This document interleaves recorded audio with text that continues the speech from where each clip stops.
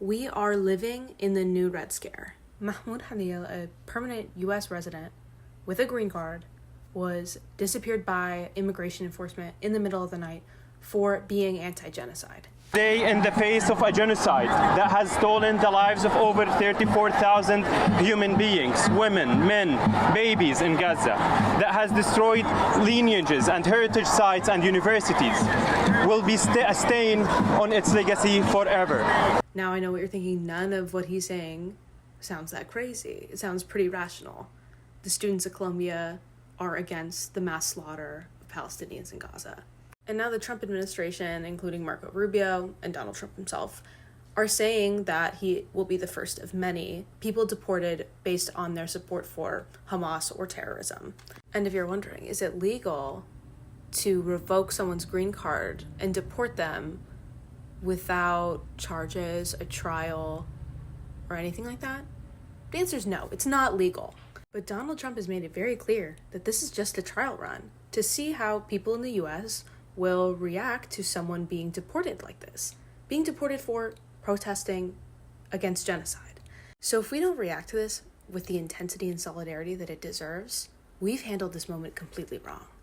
And we can learn from our past about what might happen. So deporting or threatening to deport or threatening to revoke people's green cards isn't exactly a new tactic that the US is trying out for the first time. I'm not saying it's not a big deal. It is a huge deal. But they tried this during the Red Scare. This is back when members of Congress, the mainstream media, were saying things like, that person's a communist, they are a threat to our national security, therefore they must be dealt with in some way. And this took a number of forms. Jailing communists, jailing union organizers, blackballing people who even were friends with the communists from Hollywood, and deporting people. The US has deported people over a difference in political opinion before. So if you're seeing what's happening to Mahmoud and you're thinking, this wouldn't happen to me, I'm a US citizen maybe, well, how do I say that the US doesn't have to follow the rules? They don't have to follow international rules. They don't even have to follow our own domestic laws. And that's been proven over and over and over again. Our own domestic laws prevent us from selling weapons to people who are committing genocide. What the Trump administration is doing to Mahmoud is completely illegal. Throw the whole Constitution out, illegal. If you think that this can't happen to you because you're a US citizen, I'm sorry.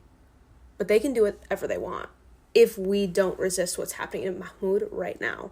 They're going to throw labels at you, like terrorist sympathizer, whatever it might be. Just like they did during the Red Scare. Are you going to let that stop you from standing up for what's right? We just study fascism and the rise of fascism generally. When tyrants are doing stuff that is illegal and violating people's rights, and institutions like Colombia fall in line and collaborate with the fascists in violating people's rights, that's a slippery slope.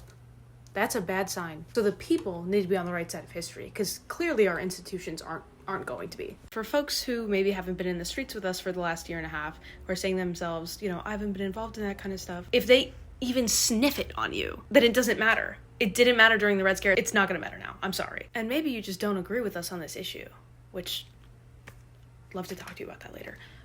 But if you disagree in any way, this is setting a precedent. If you don't care about what's happening to Mahmoud right now and stand against it with everything you have, then any political opinion can be weaponized against you this way. If we let this slide, we are letting everything slide.